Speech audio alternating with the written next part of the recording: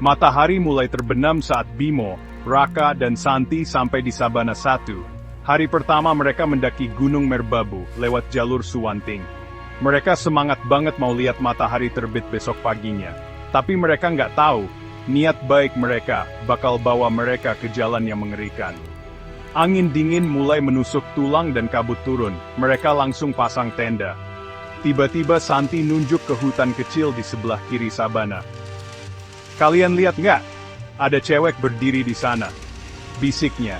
Bimo dan Raka langsung noleh, tapi nggak ada apa-apa. Mereka pikir Santi cuma kecapekan. Tapi malamnya, suara langkah kaki mengelilingi tenda mereka. Di luar, suara bisikan-bisikan campur geraman berat terdengar di udara dingin. "Kembali, dia milik kami." Santi mulai meronta-ronta dalam tidurnya. Badannya menggigil hebat. Tanah basah keluar dari mulutnya seperti habis makan tanah. Panik, Bimo dan Raka coba bangunin Santi, tapi tiba-tiba Santi lari ke dalam kabut. Mereka kejar Santi, tapi makin masuk ke dalam hutan, hutannya makin gelap dan asing. Nggak ada jalan setapak, nggak ada suara burung, cuma kabut dan napas mereka sendiri. Di tengah hutan, mereka menemukan gubuk kayu tua yang nggak mungkin ada di jalur pendakian. Di depannya, Santi berdiri, kepalanya nunduk, seperti lagi mendengarkan sesuatu di dalam gubuk. "San, jangan masuk!" "Mohon Bimo." Santi menoleh, tapi mukanya bukan muka Santi lagi. Matanya hitam pekat, darah menetes dari sudut bibirnya, dan dia tersenyum lebar. "Sudah terlambat, kalian harus ikut juga," katanya dengan suara yang bukan suaranya. Pintu gubuk terbuka pelan.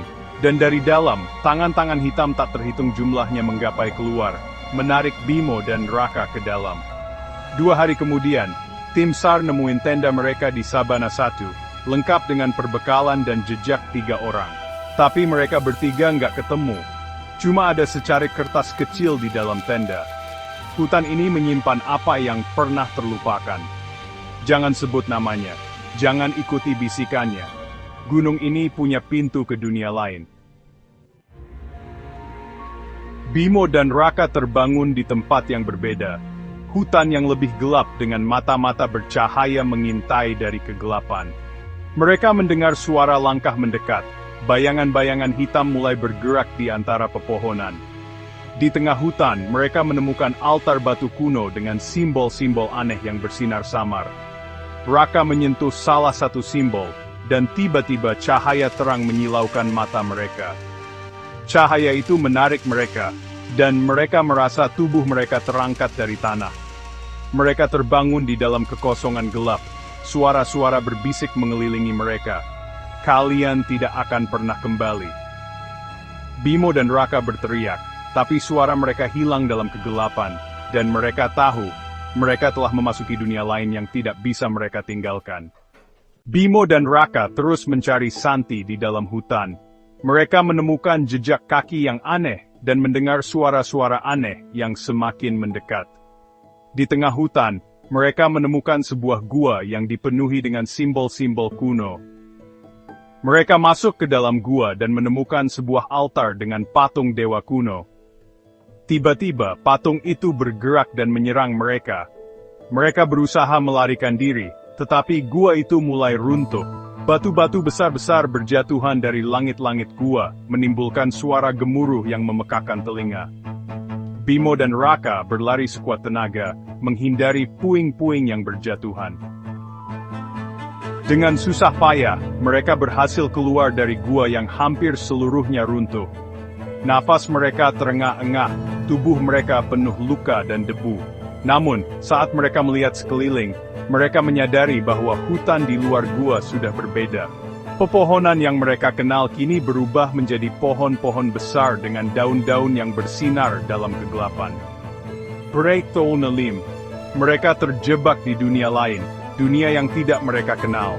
Suara-suara aneh kembali terdengar, kali ini lebih dekat dan lebih mengancam. Bimo dan Raka tahu bahwa mereka harus menemukan jalan keluar sebelum terlambat. Namun, di dunia ini, tidak ada yang pasti, dan mereka harus menghadapi berbagai rintangan yang tidak pernah mereka bayangkan sebelumnya. Dengan tekad yang kuat, Bimo dan Raka mulai mencari jalan pulang, berharap bahwa mereka akan menemukan Santi dan kembali ke dunia mereka. Namun, di balik setiap bayangan, bahaya mengintai, dan mereka harus siap menghadapi apapun yang akan datang. Gunung Merbabu menyimpan misteri yang tak terpecahkan, dan kini, Bimo dan Raka ada bagian dari misteri itu. Bimo dan Raka mencoba mencari jalan keluar dari dunia lain. Di setiap langkah, mereka bertemu dengan makhluk-makhluk aneh yang mengintai dari balik pepohonan bercahaya. Mereka harus bertarung untuk bertahan hidup, menggunakan segala cara yang mereka bisa. Setelah berjam-jam berjalan, mereka menemukan sebuah desa yang ditinggalkan. Rumah-rumah tua yang runtuh, jalan-jalan yang ditumbuhi rumput liar, dan suasana yang sunyi membuat mereka merasakan kehadiran sesuatu yang tidak terlihat.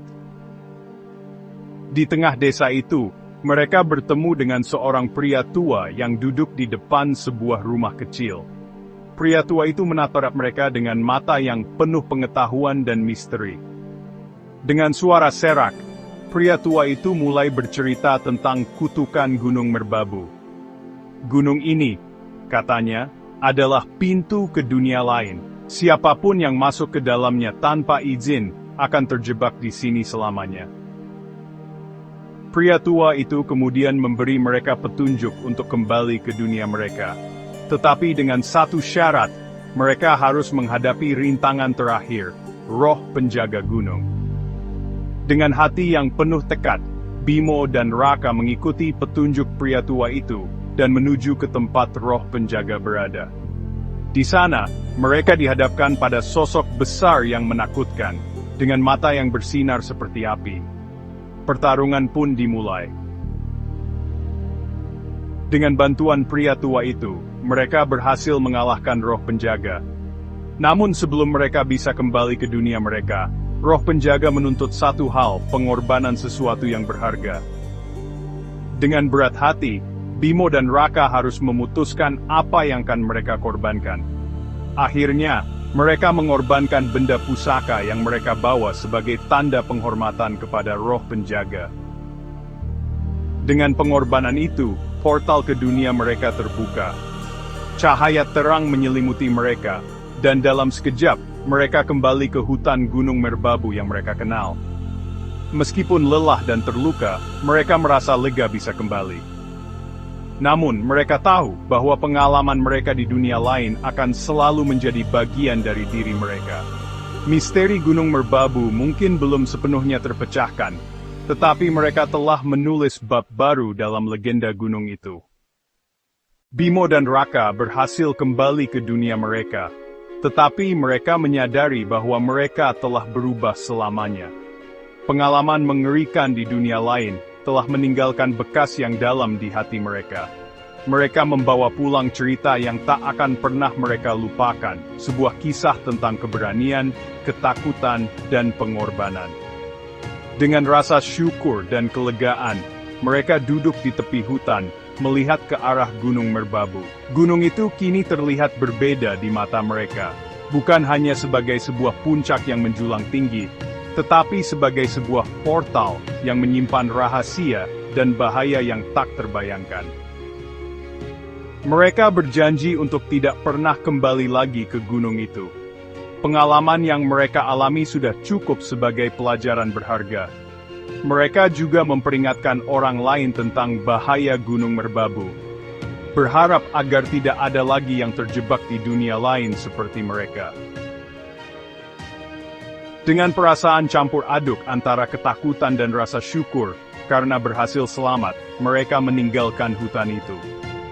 Mereka tahu bahwa meskipun telah kembali, bagian dari diri mereka akan selalu terikat dengan misteri Gunung Merbabu. Misteri Gunung Merbabu mungkin belum sepenuhnya terpecahkan, tetapi Bimo dan Raka telah menulis bab baru dalam legenda gunung itu.